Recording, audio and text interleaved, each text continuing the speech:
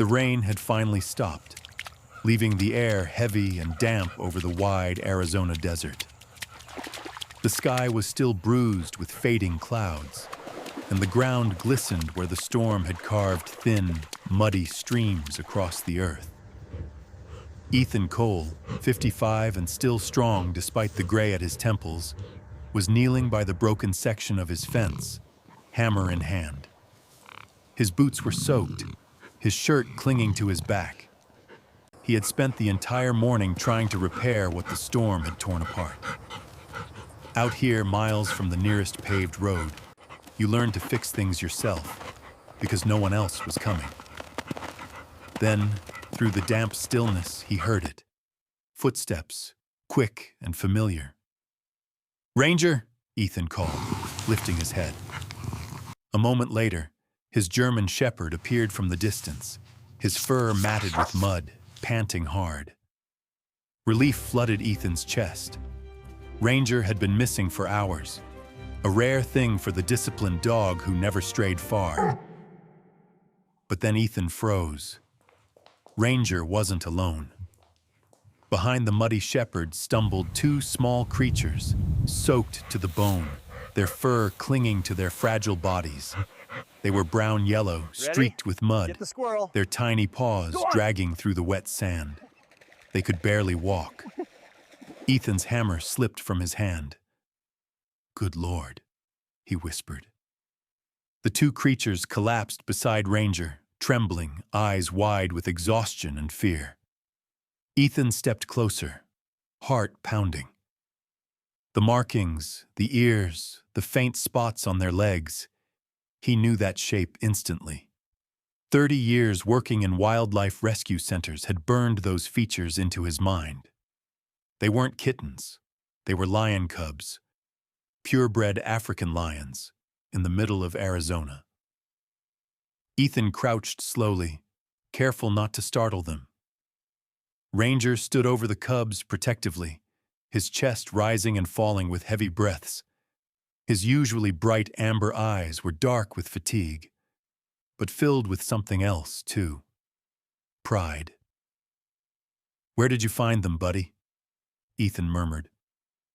He reached out, but then, for the first time in all the years they'd been together, Ranger growled.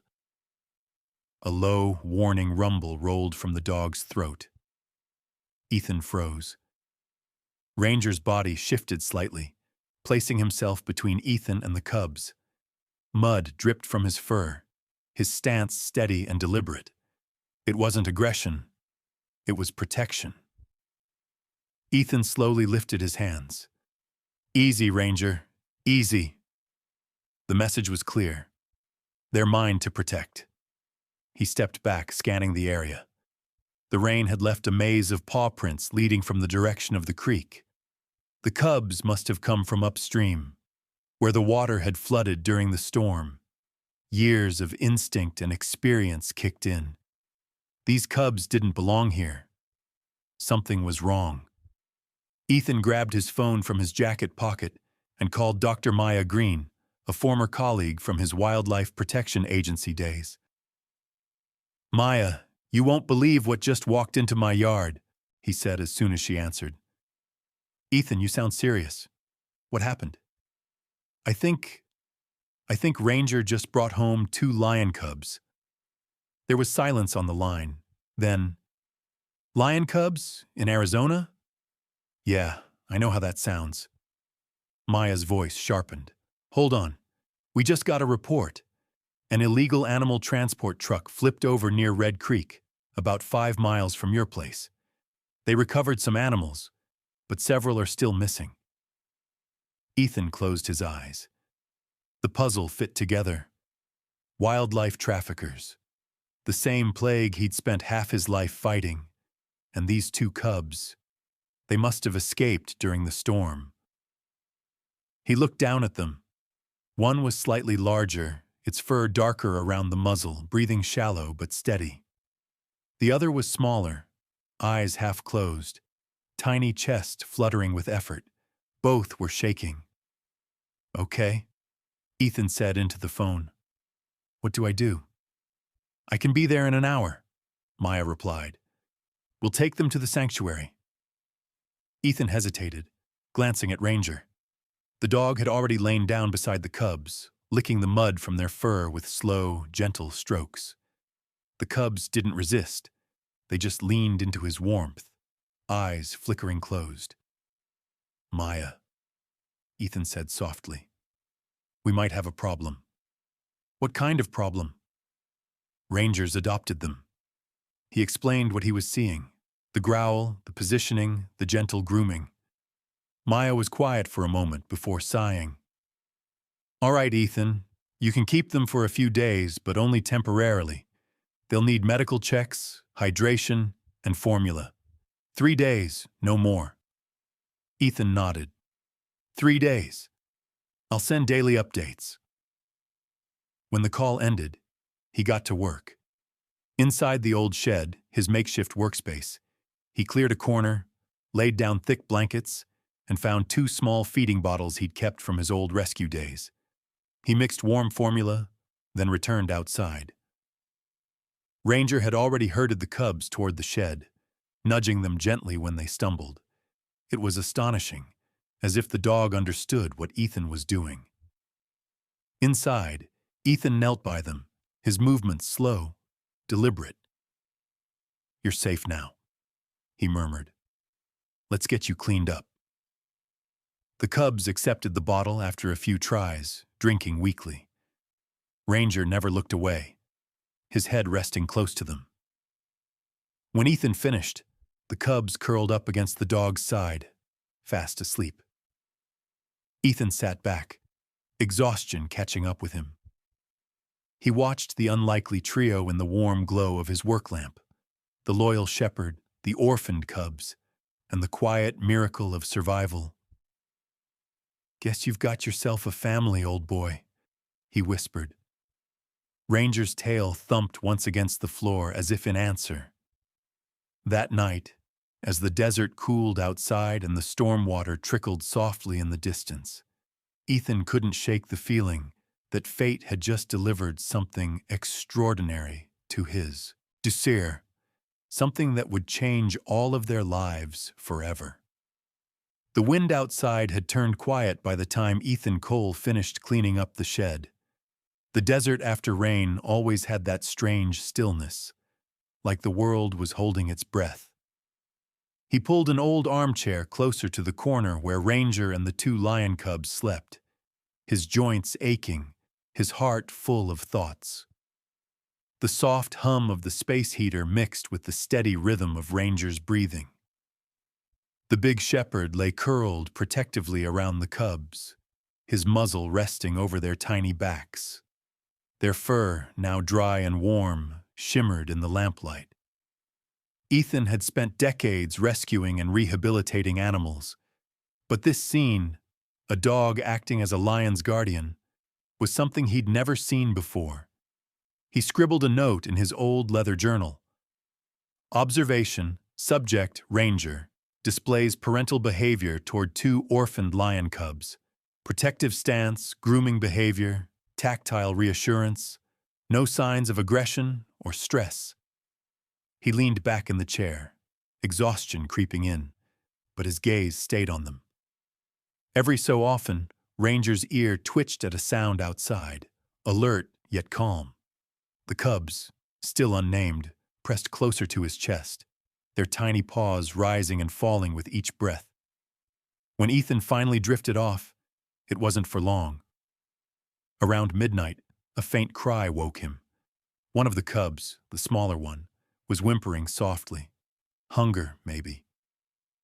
Ranger stood immediately, nudged Ethan's knee and barked once. A low, deliberate sound, not panic, but communication. All right, Ethan muttered, rubbing his eyes.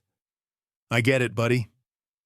He warmed up another bottle of formula, knelt beside the cubs, and gently picked the smaller one up. The little creature mewled weakly at first, then latched onto the nipple, drinking greedily. "That's it," Ethan whispered. "Good boy." Ranger watched every move, tail swishing lightly. When the cub was done, Ethan returned it to the nest of blankets. The cub gave a satisfied sigh and nestled against Ranger's chest. "Guess you're on night duty," Ethan said, patting the dog's head. Ranger responded with a small huff, as if to say, "Of course I am."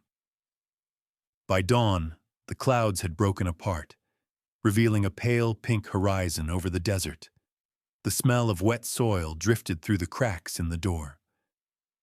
Ethan woke to find Ranger already outside, leading the cubs carefully through the yard. He froze at the sight. Ranger moved slowly, pausing every few steps, waiting for the cubs to catch up. When they strayed too far, he gave a soft bark to bring them back. The larger cub tried to mimic Ranger's movements, while the smaller one tumbled over its own paws. Ethan couldn't help but laugh quietly. "You're teaching them manners already, huh?" The shepherd wagged his tail once, proud as ever.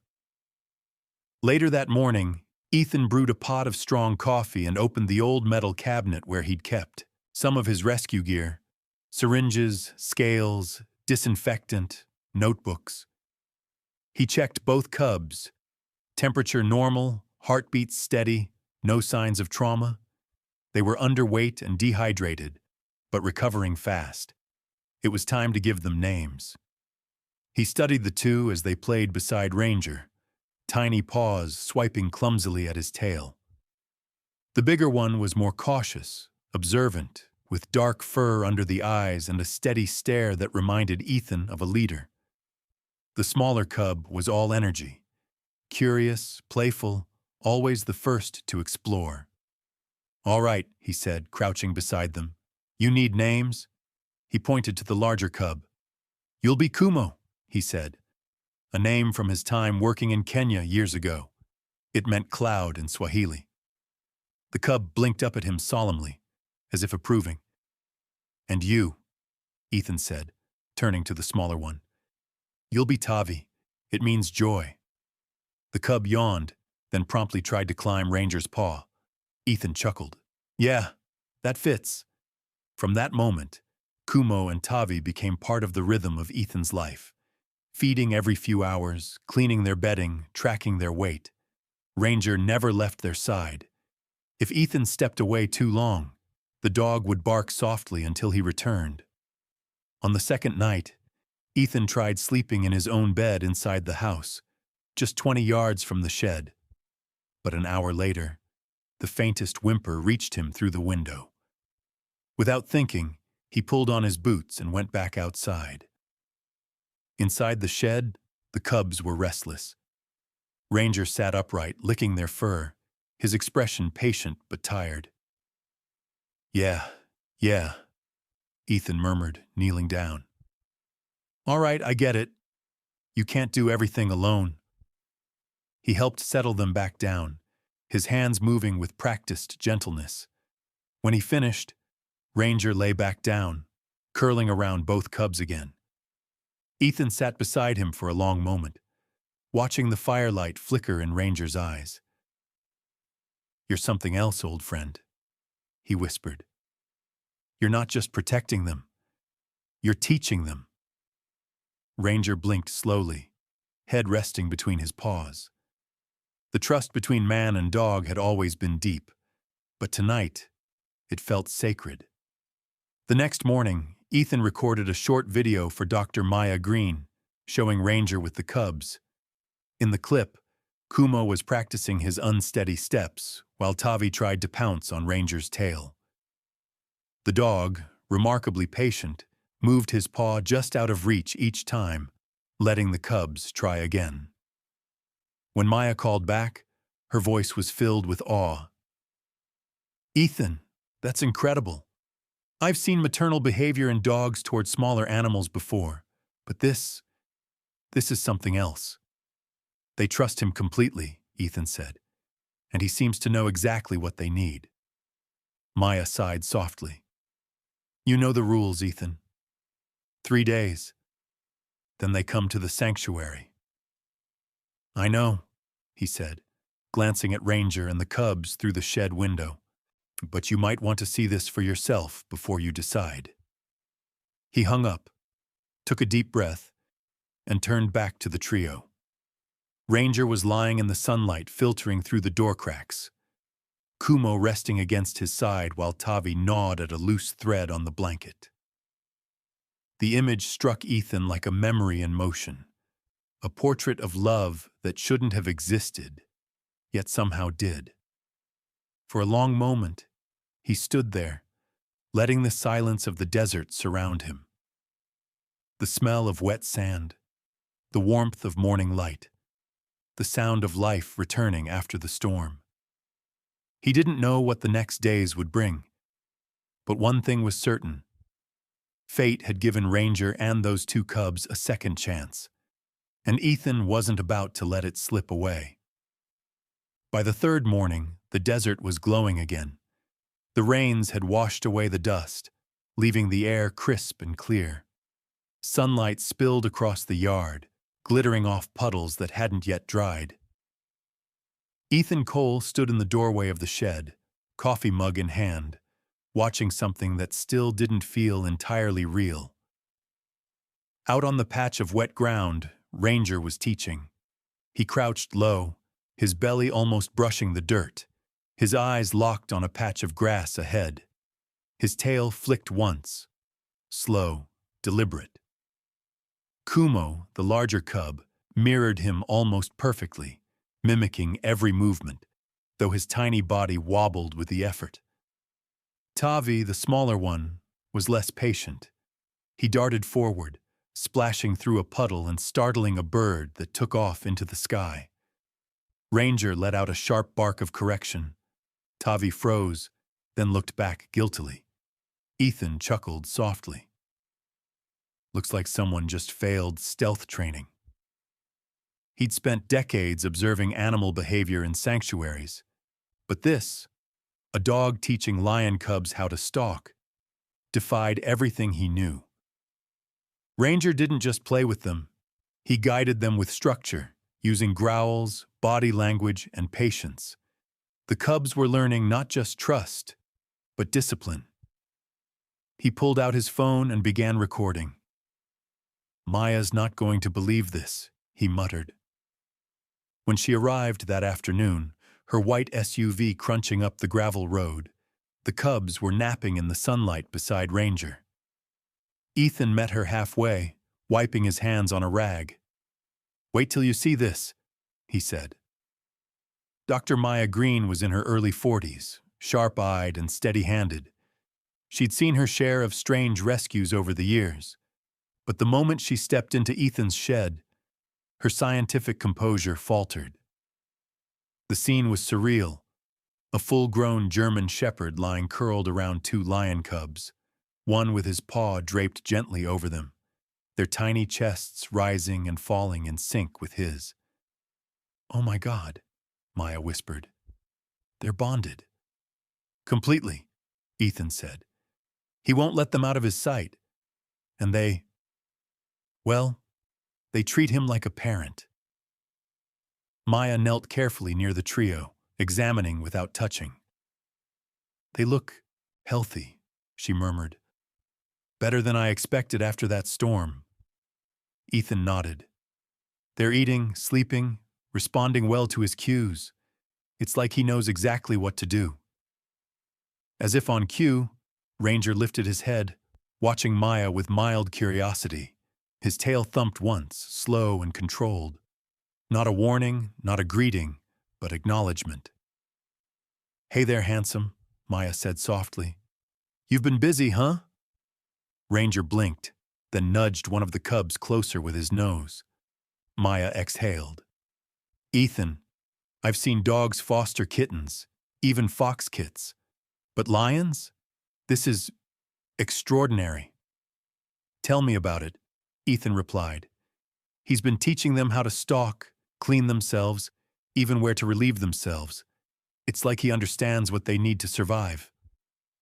Maya shook her head slowly, half in disbelief, half in admiration. "This isn't just instinct. This is learned empathy."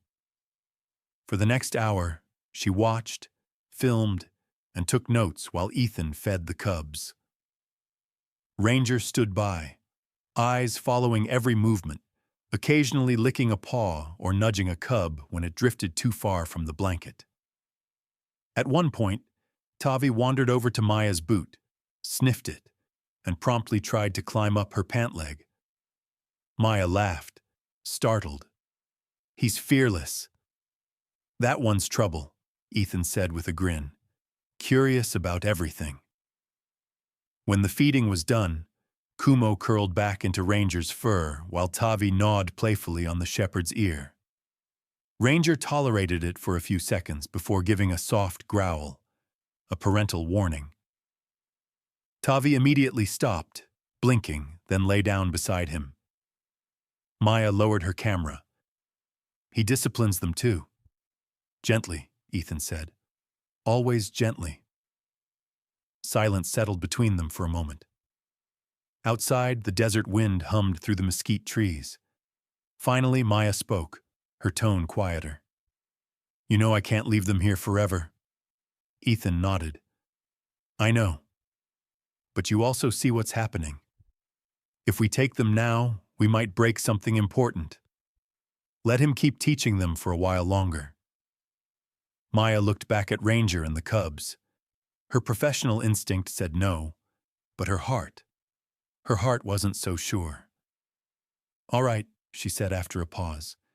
"One more week, but I'll need updates every day, photos, weights, behavior logs." "Agreed?" "Agreed," Ethan said. Relief washed through him. That night, after Maya left, Ethan sat by the shed door, watching Ranger groom the cubs before bed. The sound of gentle licking, the soft rustle of straw, it all blended into a rhythm of peace. He pulled out his notebook and began writing again. Observation.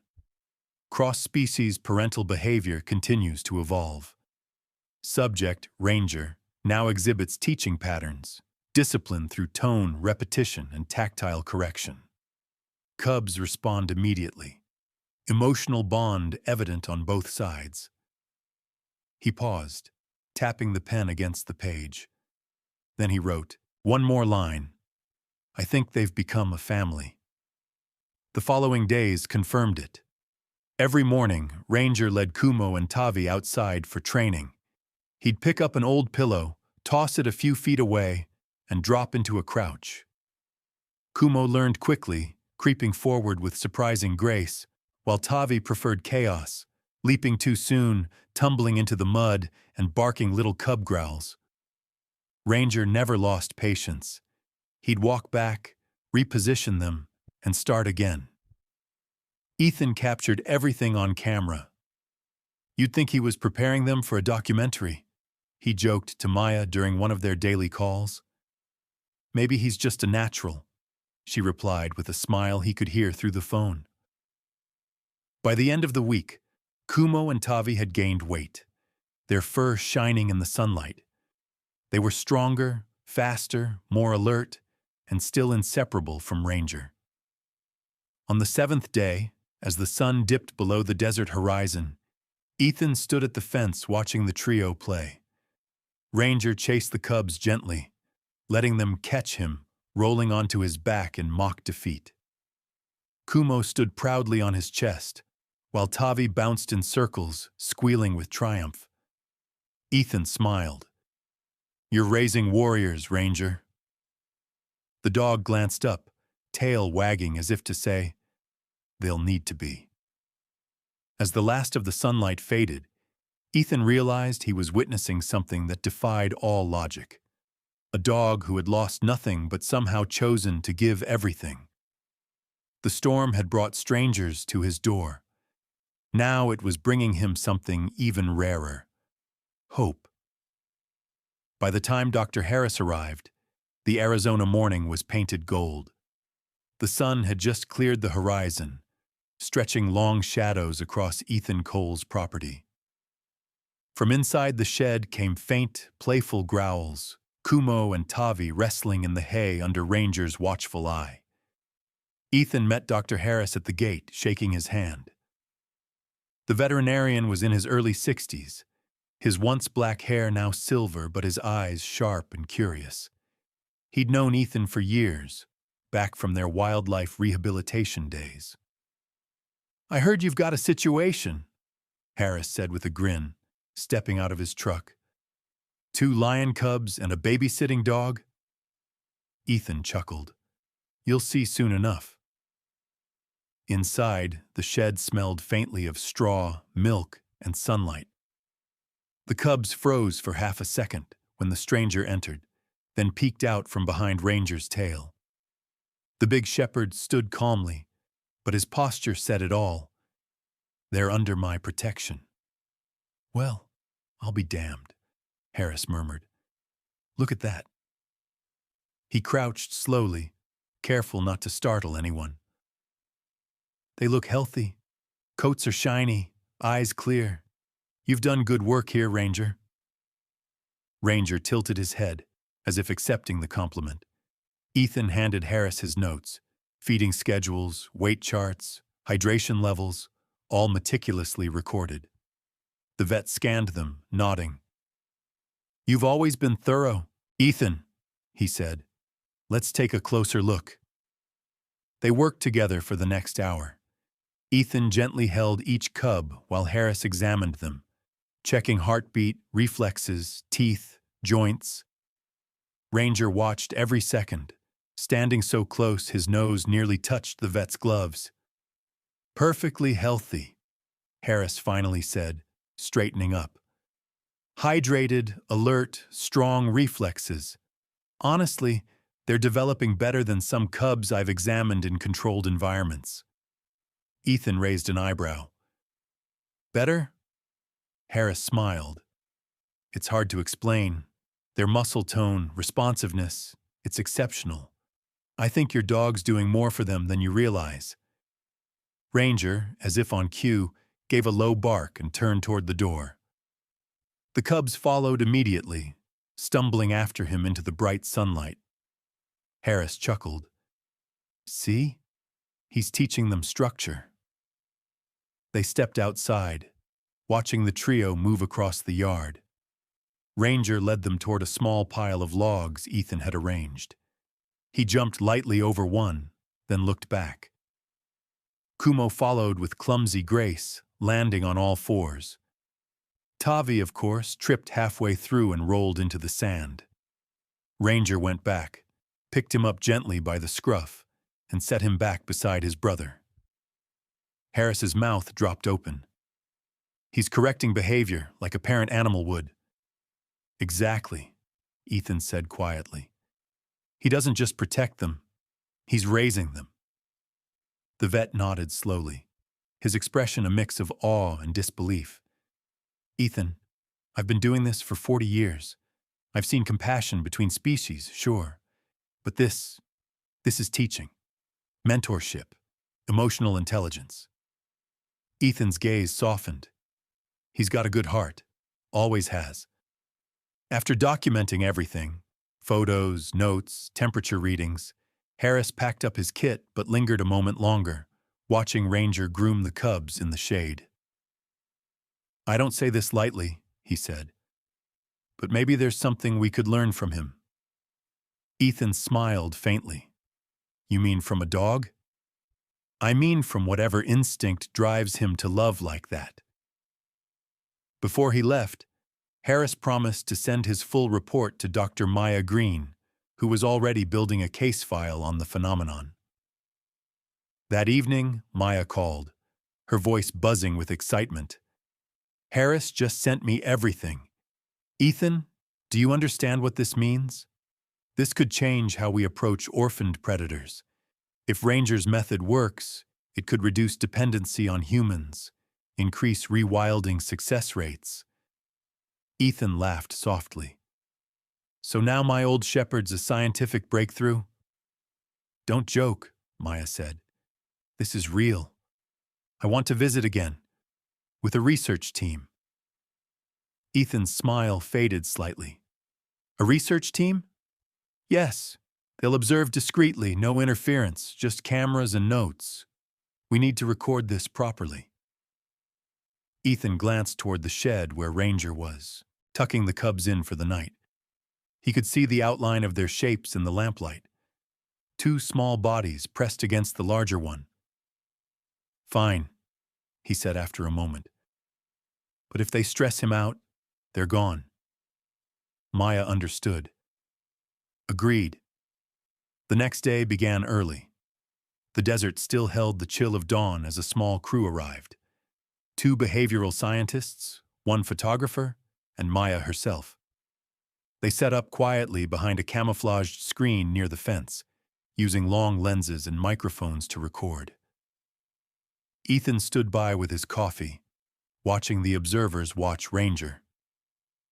Inside the play area, Ranger had begun another lesson. This one involved an old rope toy tied to a stick. Ethan tugged it lightly along the ground while Ranger demonstrated the chase, stopping abruptly to let the cubs catch it. Kumo crouched low, tail twitching, graceful, calculated. He pounced perfectly, landing square on the toy.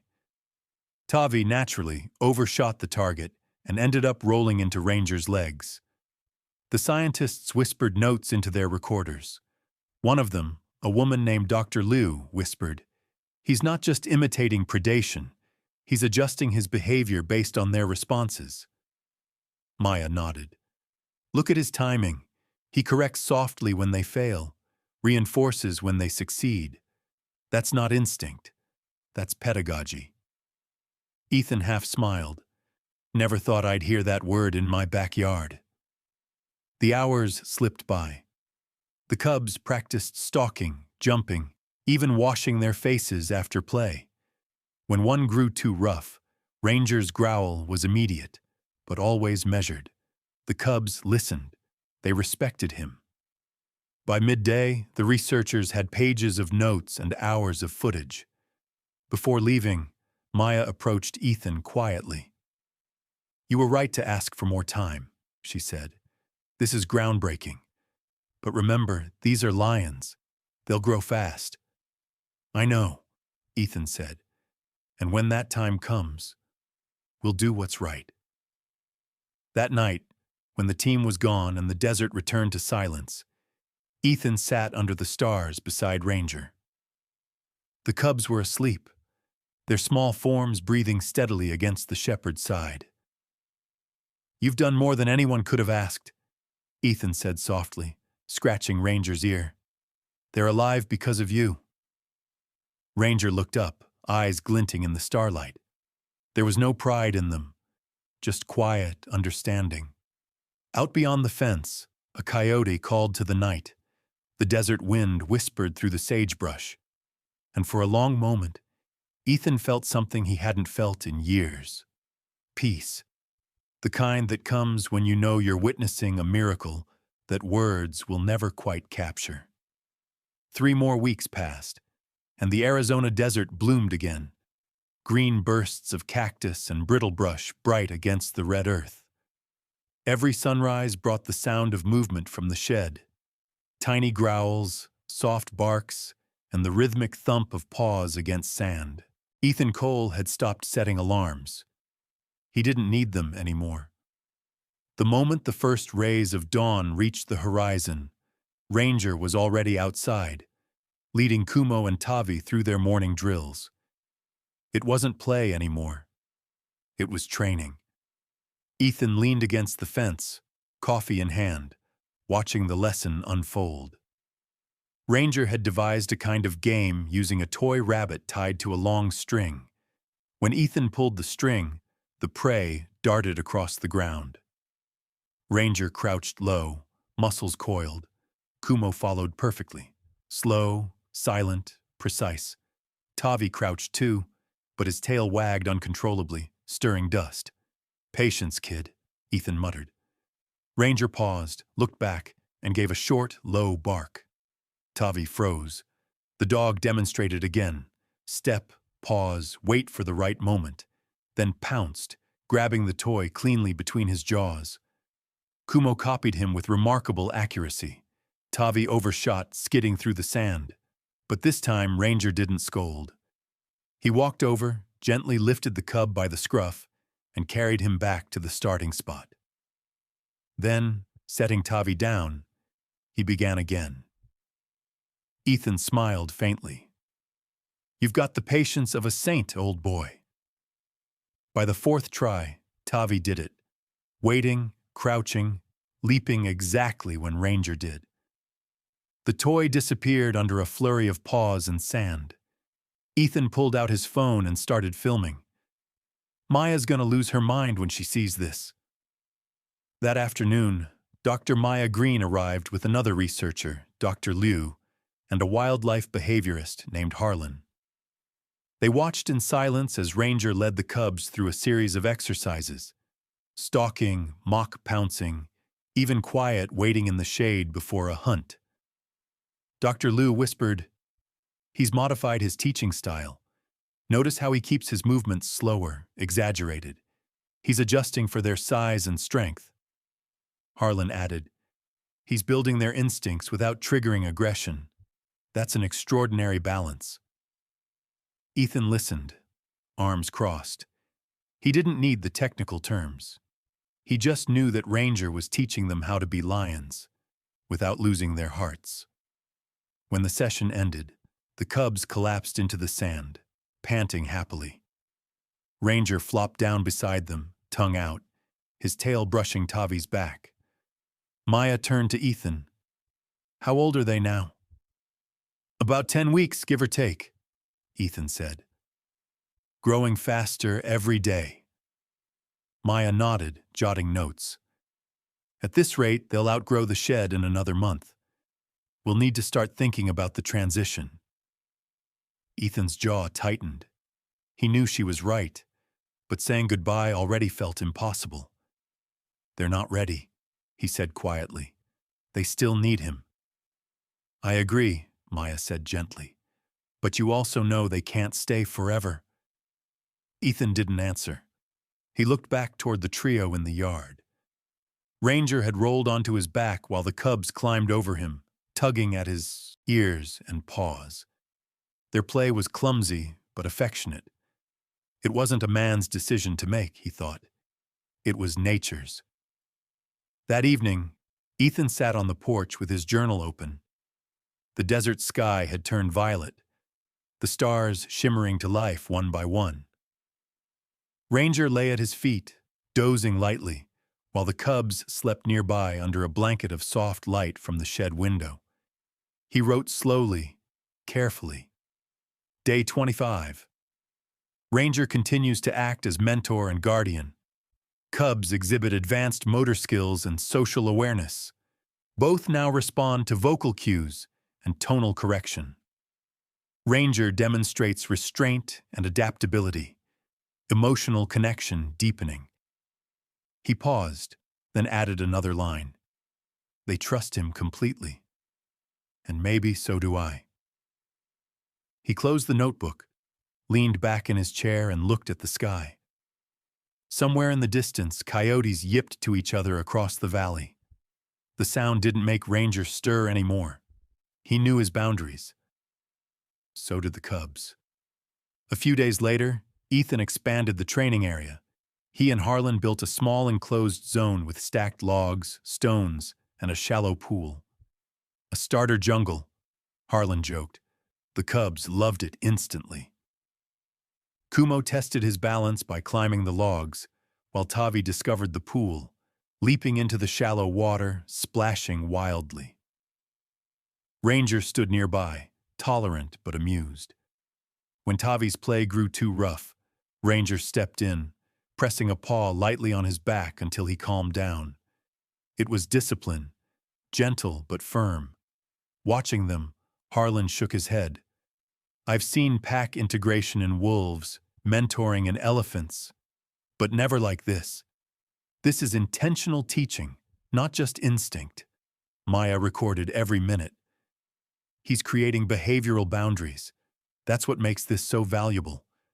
If we can apply this model to other orphaned species, the implications are huge. Ethan half smiled. So, what? You're going to write a paper called The Shepherd Who Taught Lions. Maya laughed softly.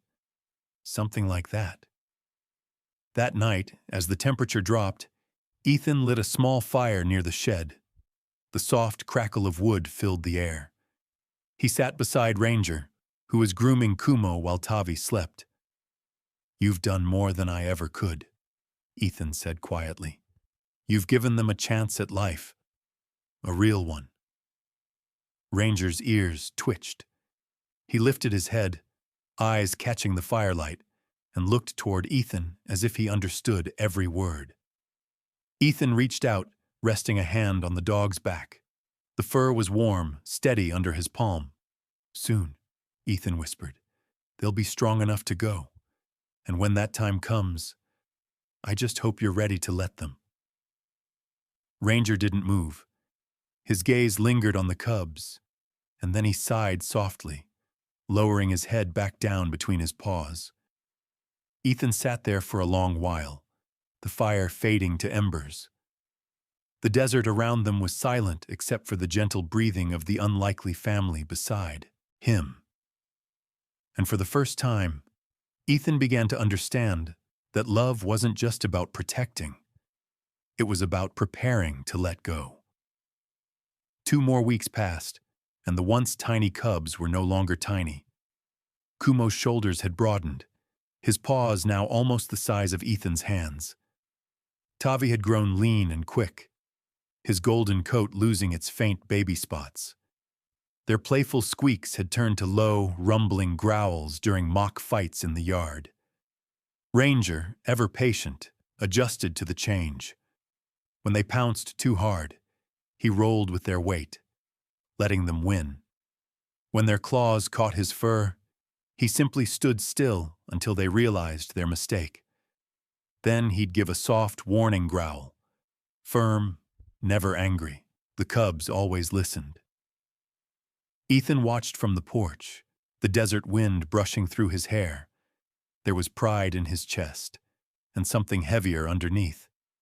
He'd known from the start that this couldn't last forever. But watching them now, strong, wild, alive, it hit him how much he'd grown to love them too. That afternoon, Dr. Maya Green arrived again, stepping out of her truck with a serious look. "Ethan," she said, "the sanctuary's ready." Ethan nodded slowly. "Sonoran Wildlife Reserve?" "Yes. They've prepared a special enclosure, semi-wild, fenced but natural. Enough space for hunting exercises and integration with other lions. They've also agreed to test your gradual transition idea." He raised an eyebrow. "You mean Ranger comes too?" "For now," she said. "Short, supervised visits. The cubs are bonded to him. Pulling them away too fast could cause psychological stress." Ethan exhaled in relief. "Thank you." Maya gave a small smile. "Don't thank me yet. This isn't permanent. It's just to help them adapt."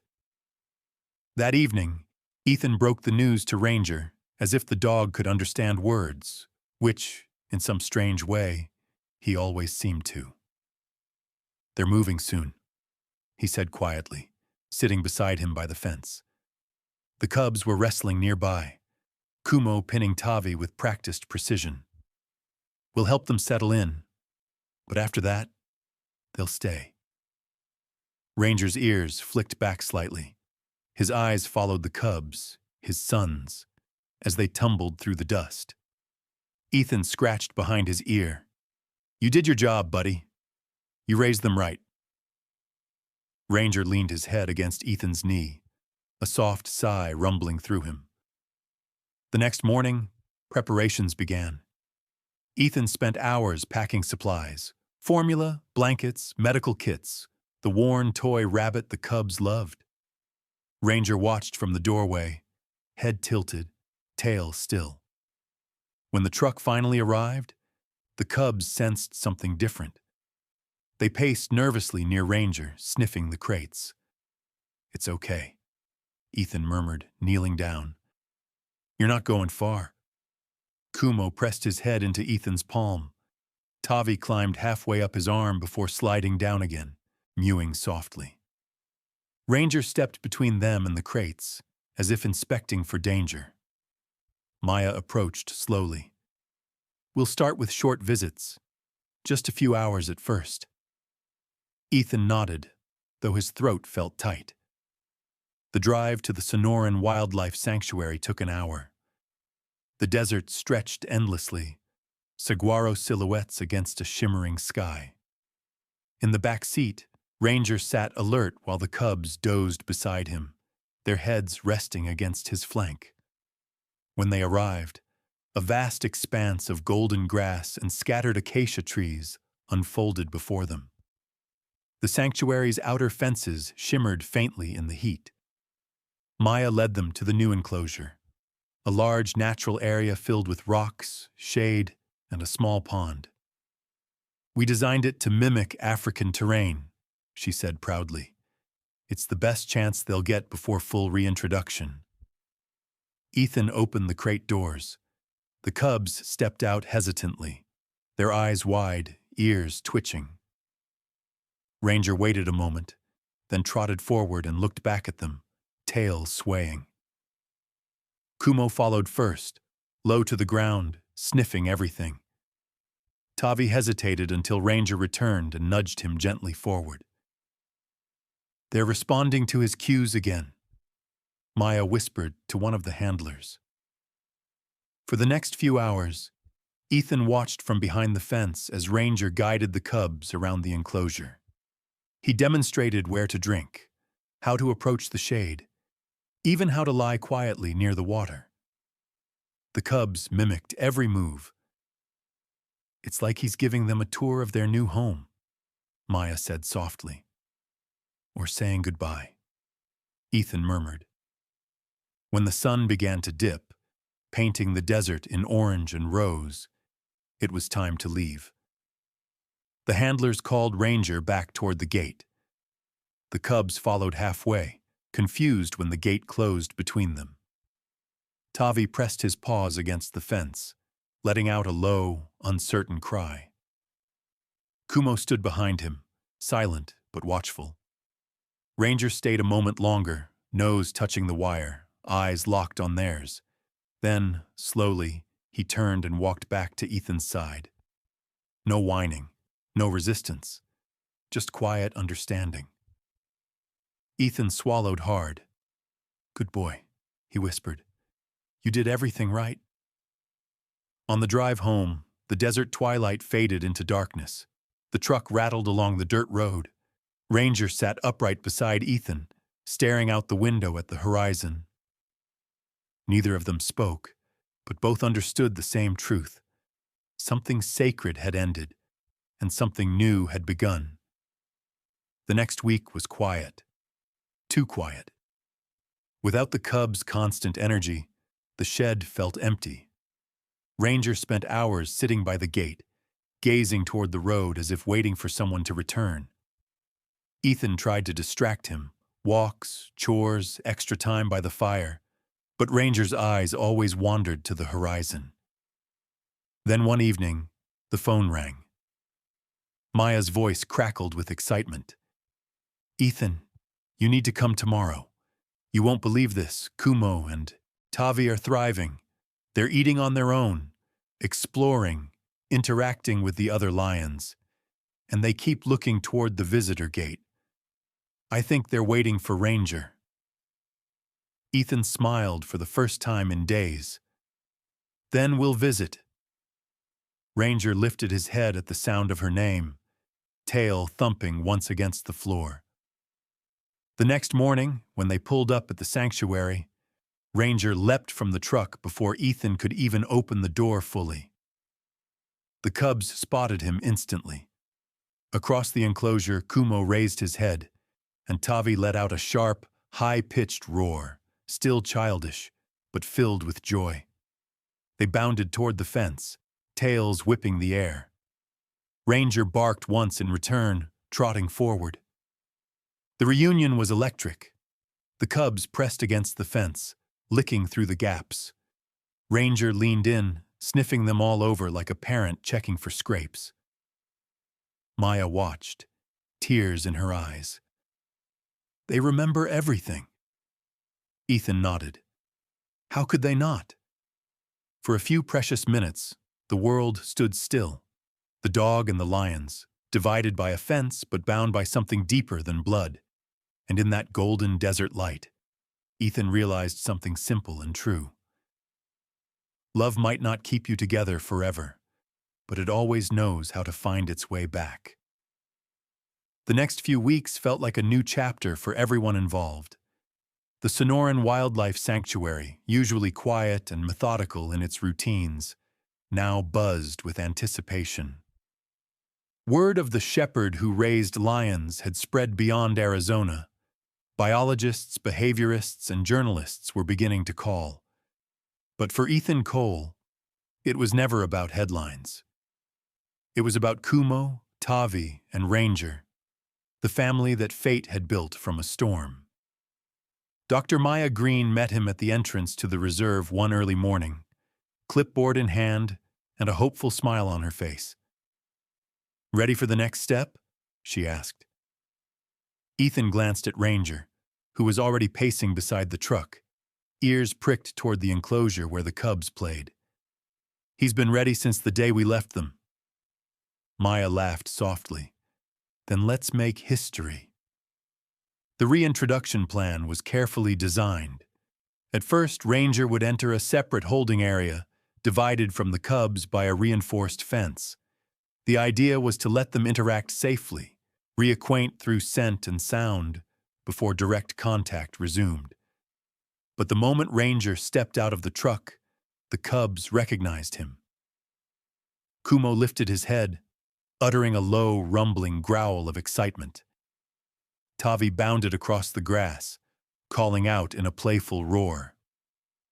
The handlers froze as the big shepherd trotted to the fence, tail wagging low, body language calm but confident. Maya whispered to her team, "Watch their posture. No signs of aggression. This is pure recognition." Within minutes, it was clear the barrier wasn't necessary. Under Ethan's cautious supervision, the gate between them opened. The cubs rushed forward, colliding into Ranger with all the force of affection pent up for weeks. The dog braced himself, then licked both their faces, tail sweeping in wide arcs. It was as if no time had passed at all. "They've accepted him again instantly," Dr. Liu murmured, taking notes. "Social bonds reestablished. Remarkable." Ranger nudged Kumo toward a nearby rock formation, then trotted ahead, signaling for the cubs to follow. The researchers watched in fascination as the dog resumed his old role: teacher, guardian, leader.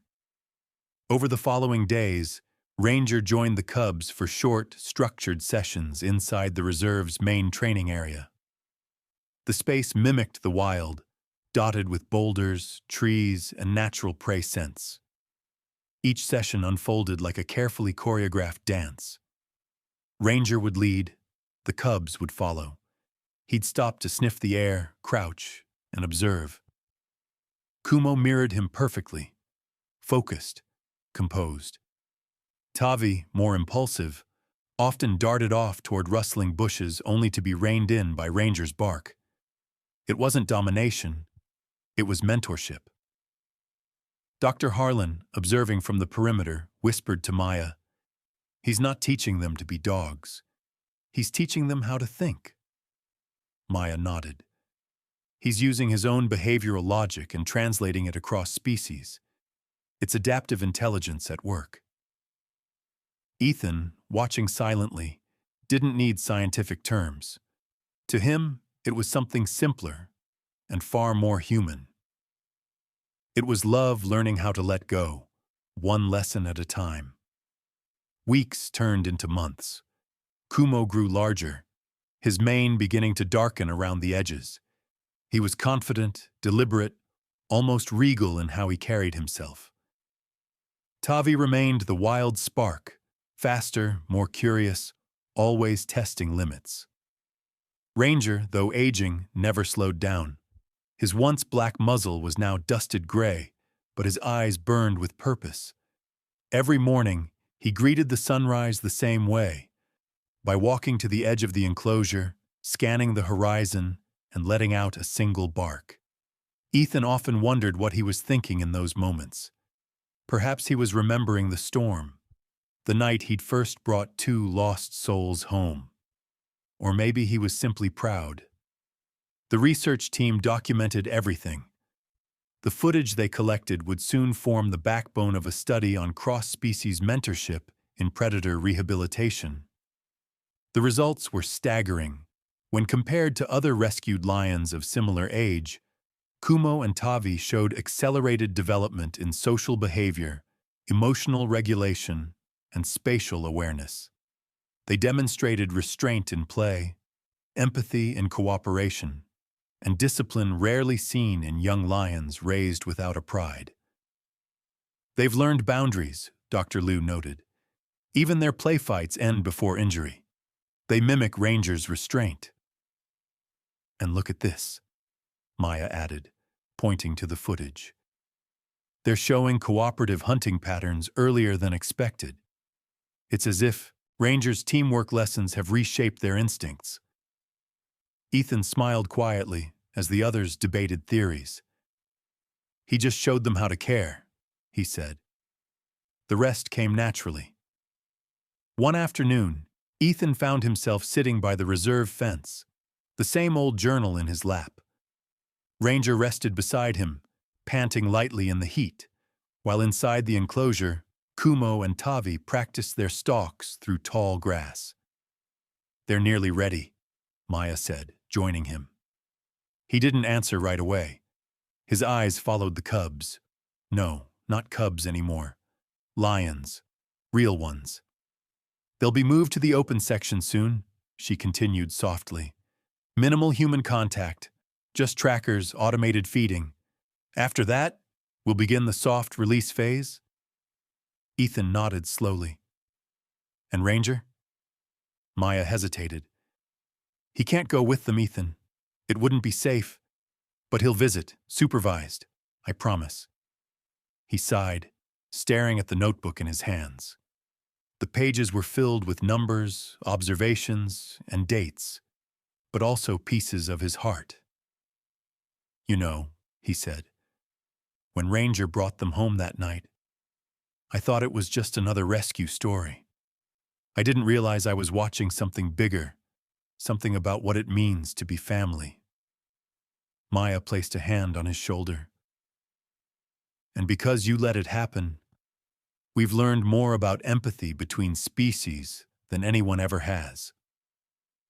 Ranger lifted his head at the sound of his name, ears twitching. Out in the enclosure, Kumo looked up, catching sight of him, and let out a low, rolling call. Tavi followed, bounding toward the fence with all his usual energy. Ranger stood, tail wagging, and pressed his nose to the wire as they rubbed against it from the other side. Maya smiled. He's their bridge to the wild, Ethan. And maybe ours too. Ethan nodded. Yeah, he said softly. He reminds us that love doesn't have to make sense to be real. That night, when the sanctuary had gone still, Ethan stayed late by the fence. Ranger sat beside him, silent and steady. The moonlight poured across the desert, painting the world in silver. On the other side of the enclosure, two young lions lay curled together under a tree, watchful, calm, free. Looks like you've done your job, Ethan whispered. Ranger turned his head, eyes glowing faintly in the moonlight. For a moment, Ethan thought he saw something there. Peace, maybe even acceptance. And as the desert wind brushed through the grass, carrying with it the soft echoes of distant roars, Ethan realized that goodbyes weren't endings. They were simply the moment you learned to trust what you'd built. The Arizona summer had arrived, thick with heat and the scent of mesquite. The Sonoran Wildlife Sanctuary shimmered in the distance like a mirage. Endless sand, scattered brush, and the rustle of wind through dry grass. From the observation deck, Ethan Cole watched as Kumo and Tavi prowled the perimeter of their enclosure, lean and strong, their movements fluid now, no longer clumsy, no longer cubs. The sunlight caught the faint beginnings of Kumo's mane, a bronze halo around his neck. "They're ready?" Dr. Maya Green said quietly beside him. "They're behaving like true subadults now. Territorial, alert, independent. They barely look for Ranger anymore." Ethan smiled faintly. "That's how it's supposed to be." He said the words, but part of him didn't quite believe them. The soft release program would take several stages. For the first week, gates between the main enclosure and a semi-open reserve would be opened for a few hours each day, allowing the lions to explore while still being able to return. Rangers monitored them from afar, logging every behavior.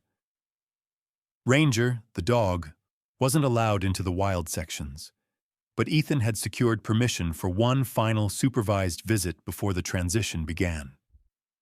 It would be, Maya said, a symbolic farewell.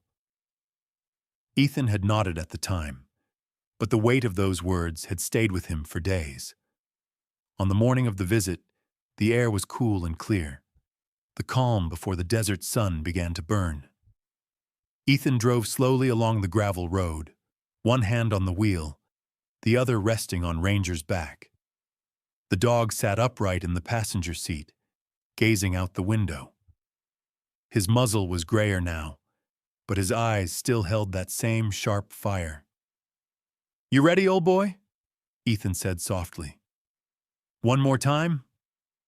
Ranger blinked once, slow and sure. At the sanctuary gate, Maya met them with a clipboard and a sad smile. "They've been restless all morning," she said. "I think they know." When Ranger stepped out of the truck, the wind carried his scent toward the enclosure. Moments later, a familiar roar echoed back. Deep, resonant, but still touched with youth. Ethan felt it in his chest. "Kumo," he whispered. Another higher-pitched call followed, quick and excited. "Tavi." The reunion was quiet but powerful. The lions, approached slowly at first, circling Ranger with curiosity. Their eyes gleamed in the sunlight, but there was no tension, no dominance challenge, only recognition. Ranger stood tall, tail wagging once before he walked toward them. He touched noses with Kumo first, then Tavi. For a moment, the three simply stood together in the vastness of the desert light, the past and the future meeting in silence. Ethan could barely breathe. Maya whispered beside him, "He's assessing them, making sure they're confident enough to move on." Ranger then did something none of them expected. He lowered himself to the ground, front paws stretched out, head bowed. Submission. It was a gesture of respect, not dominance. Kumo chuffed softly, circling once before lying down beside him. Tavi followed, pressing his head against Ranger's shoulder. Ethan felt his throat tighten. "He's telling them, it's time," he murmured, "that they don't need him anymore." The three lay there for several long minutes, the desert wind brushing through their fur, the silence filled only with the distant call of a hawk overhead. When Ranger finally stood again, he licked both their faces one last time. Then he turned toward the fence, walking steadily back to where Ethan waited. He didn't look back. As the gate closed behind them, Tavi gave a small, uncertain roar. Kumo stayed still, eyes locked on Ranger's retreating figure until the truck door shut. Maya exhaled shakily. "That was beautiful." Ethan didn't answer. He climbed into the truck, started the engine, and stared out at the enclosure for a long moment. The two young lions stood together at the fence line, their silhouettes framed by the amber dust of morning. Then he drove away. The drive home was silent except for the hum of the tires and the occasional whisper of wind through the windows. Ranger sat quietly beside Ethan, head resting on the seat, eyes half closed. Halfway down the road, Ethan spoke softly. "You did it, you know. You gave them a future." Ranger lifted his head, meeting Ethan's gaze. There was something deep and peaceful in those eyes, a kind of knowing that didn't need words. "They're going to be fine," Ethan continued. "And so are we." Ranger's tail thumped once against the seat. That evening, Ethan sat alone on the porch, the desert sunset blazing in orange and gold. Ranger lay beside him, his body pressed against Ethan's boots. The yard felt quieter than it had in months, but not empty, just different. The kind of silence that comes after something sacred has been completed. Ethan opened his weathered journal, the one filled with weeks of notes, sketches, and memories. On the last page he wrote, "Final observation. Ranger completed his mission. The cubs are independent, capable, and emotionally stable. What began as a rescue became something far greater, a story of instinct transcending species, of love that redefines survival." He paused, then added one last line. "Sometimes, the wildest hearts teach us how to be human." He closed the book, setting it on the railing beside him. The stars began to emerge overhead, faint at first, then bright and infinite. Somewhere far away, he thought he heard a roar, the deep, rolling sound of lions calling to the night. Ranger's ears perked. He lifted his head, listening too. Ethan smiled softly. "Yeah," he whispered. "That's them." The dog gave a quiet sigh and lowered his head back down, eyes closing as the sound faded into the desert wind. That night, Ethan dreamed of the storm again, the one that had started it all. But this time, there was no fear, no chaos, only light breaking through clouds, and three figures walking side by side through the rain. A man, a shepherd, and two lion cubs, heading toward the dawn. And when he woke, the world outside his window felt brighter, because somewhere out there, two young lions were learning to hunt beneath the same rising sun. And a dog named Ranger, the teacher, the guardian, the heart of it all, was finally at peace. Months passed. The desert shifted from gold to gray to gold again, the seasons rolling by like quiet waves. Life at Ethan Cole's small ranch returned to its gentle rhythm, repairs, morning walks, late-night cups of coffee under a sky full of stars. But even in the stillness, Ranger was never truly still. Every morning, just after sunrise, he would walk to the edge of the property, the same fence line where it had all begun, and stare east toward the distant hills where the Sonoran Wildlife Sanctuary lay hidden beyond the horizon. He'd stand there silently, nose lifted to the breeze, as if catching faint scents only he could understand. Ethan often joined him, leaning on the weathered fence post. "You think about them too, don't you?" he'd say softly. Ranger's tail would thump once, slow and steady. The months turned into a year. Ethan and Dr. Maya Green kept in touch. Every few weeks she sent updates from the sanctuary, photos, reports, sometimes even short videos. In one, Kumo was captured standing atop a sandstone ridge, mane full and dark now, eyes sharp and commanding. Tavi, leaner but stronger, lingered nearby, his movements restless as always. They were thriving, dominant, healthy, confident. The footage made Ethan's chest ache in the best possible way. Maya's notes told the same story. Both lions exhibit stable behavior and have integrated into the reserve's secondary pride. Kumo shows leadership tendencies, protective, disciplined. Tavi remains highly social and exploratory. Both display uncharacteristic restraint during conflicts, possibly learned behavior from early mentorship. Ethan smiled when he read that line. Learned behavior from early mentorship. He didn't need the science. He already knew where they'd learned it, from the patient shepherd who'd once licked the mud off their fur under a stormy sky. But time, as it always does, began to catch up. Ranger's muzzle grew whiter, his steps slower. He still followed Ethan everywhere, the shed, the fields, the truck, but now he'd pause to rest halfway, lying in the shade until Ethan came back. One evening, after fixing a loose board by the barn, Ethan found Ranger sitting by the porch, staring again toward the horizon. The wind stirred the desert grass, carrying faint sounds from far away, a whisper that almost felt like a memory. Ethan sat beside him, lowering himself carefully to the ground. "You miss them, don't you?" he murmured. Ranger leaned gently against his arm, his breath slow and even. For a moment, Ethan swore he heard it too, a low, rolling roar carried on the wind. Maybe it was thunder. Maybe it wasn't. A few days later, Maya called. Her voice was bright with excitement. "Ethan, I have news. You're not going to believe it."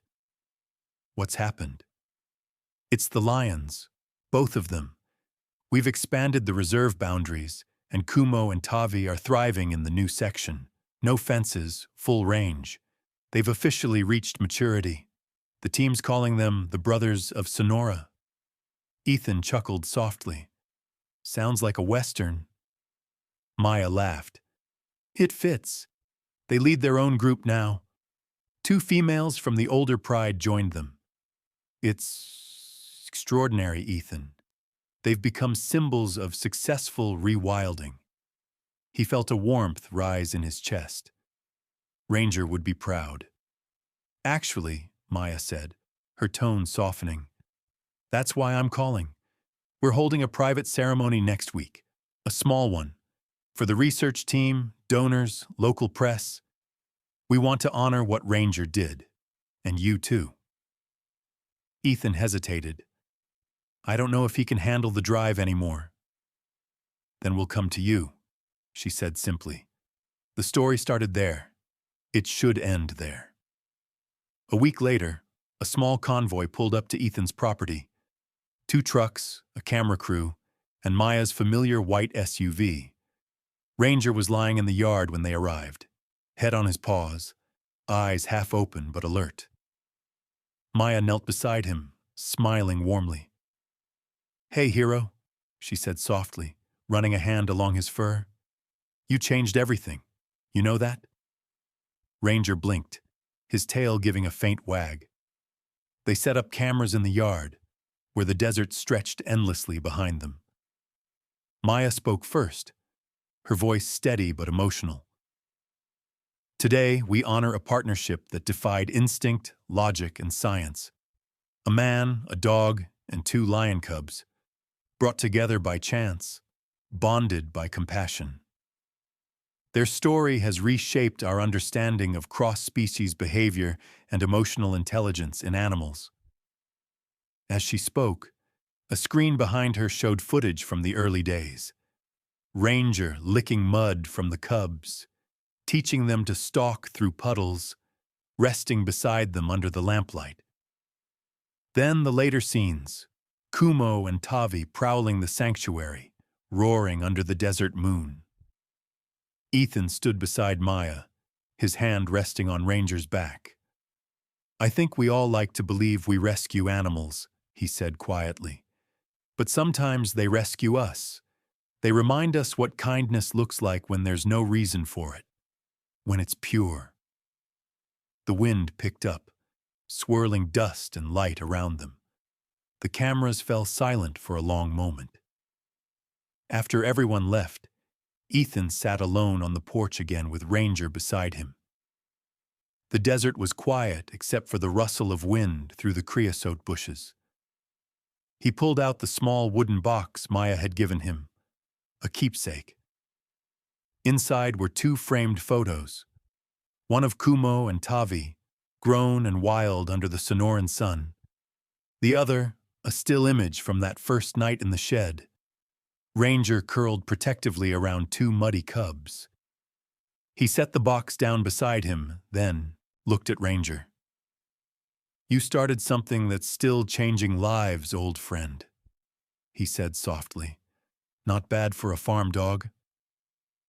Ranger's eyes met his, and for a long while they just sat in the fading light, the man and the dog, bound by a story no one could have scripted. As the stars began to bloom across the sky, a sound echoed faintly through the desert. A roar, then another. Ethan smiled, blinking against the tears that welled up in his eyes. "They're out there," he whispered. "They remember." Ranger lifted his head, ears turning toward the sound, and gave a low, answering bark, steady, strong, proud. And somewhere beyond the horizon, two lions paused, listening. Maybe it was just the wind, or maybe in some way that only the wild could understand, they really did hear him. The seasons turned again. The desert softened into spring, then hardened into heat. The once fresh fences weathered to silver gray, and the winds carried the scent of sage and dust through the canyons. Ethan Cole had grown used to the rhythm, the steady heartbeat of the land, the sun's patient rise and fall.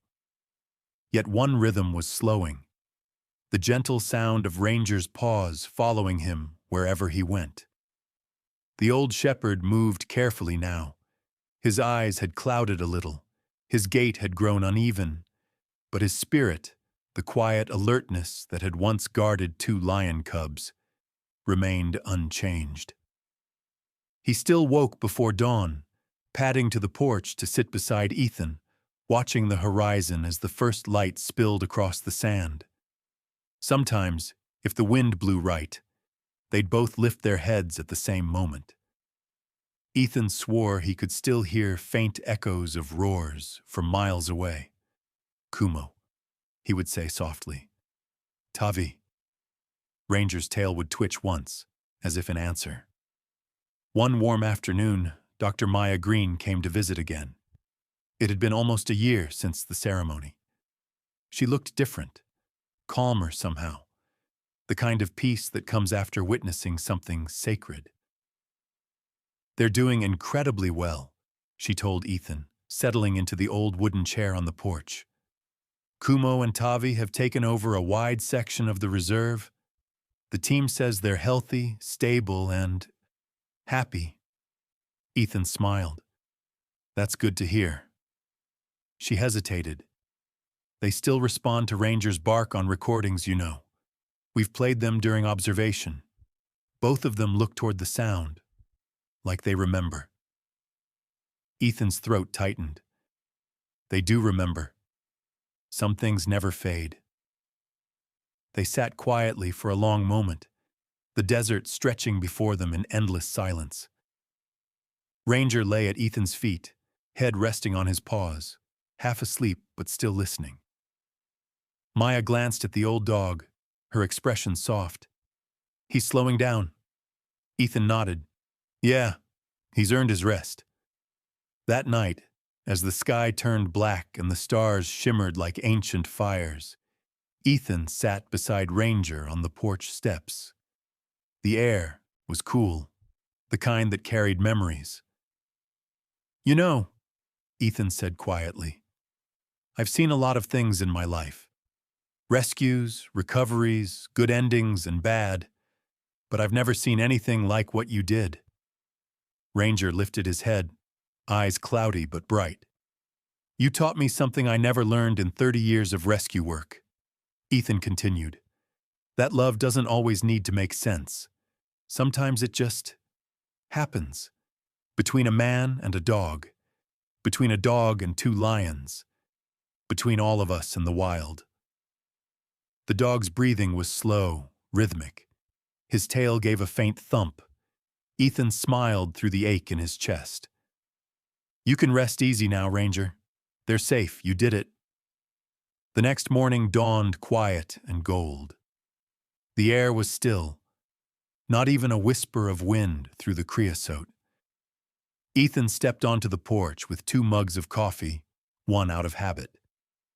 Ranger was lying in his usual spot, facing the horizon. The rising sun touched his fur, turning it silver. Ethan knelt beside him, setting one hand gently on his back. "Hey, buddy," he whispered, but Ranger didn't move. For a long while, Ethan just sat there, his hand resting on the dog's fur. The desert stretched out in every direction, endless and quiet. And in that silence, Ethan felt it. Not loss, not sorrow, but something deeper, a completion. Ranger had finished his story the way he'd lived it, watching over the land, loyal until the end.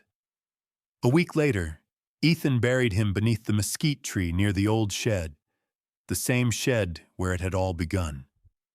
He carved a simple wooden marker and placed it at the head of the small grave. Ranger, the teacher, the guardian, the heart of the wild, Maya, and a few sanctuary staff came to help. No speeches, no ceremony, just quiet gratitude. Ethan stood with his hand on the marker long after they'd gone, the sun dipping behind the hills. "Thank you," he whispered, "for everything." Time moved on, as it always did. Ethan stayed at the ranch, tending the land, keeping in touch with Maya and the sanctuary team. Every now and then, he'd receive a new video, Kumo leading his small pride across the desert grass, Tavi playfully tackling one of the younger males, both lions moving with power and grace. And sometimes, rarely, but sometimes, Ethan swore he saw something familiar in their eyes. The same calm focus, the same protective awareness that Ranger had once carried. Legacy, he thought. It travels further than we know.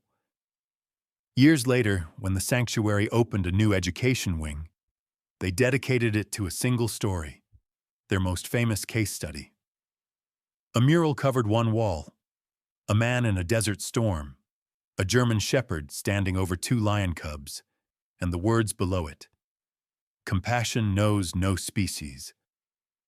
In the center of the exhibit sat a small brass plaque, in honor of Ranger, the dog who taught lions to live. Ethan visited only once near the end of his own life. The sanctuary had changed, greener now, thriving with new life. He stood at the overlook where he'd last seen Kumo and Tavi, and smiled at the vast, wild space stretching beyond the fence. He could still hear the sounds of the reserve, the rustle of grass, the soft thud of paws on earth, and faintly, somewhere deep in the savannah, 2 roars, echoing through the dusk. "Still watching over them, huh, Ranger?" he whispered. A warm gust of wind brushed past, stirring the dust at his feet. Ethan closed his eyes and let the sound of the wild wash over him. The same song he'd heard that first stormy night when a muddy shepherd brought home 2 frightened cubs. And for a brief, weightless moment, he could see them all again. Ranger standing tall in the rain, Kumo and Tavi stumbling close behind, the man who followed, hammer still in hand, not knowing the world was about to change. Then the image faded, leaving only the sound of wind and the vast, eternal horizon, wide, free, and full of promise. Because love, Ethan realized, was like the desert, endless, untamed, and alive in every echo that the wild remembers.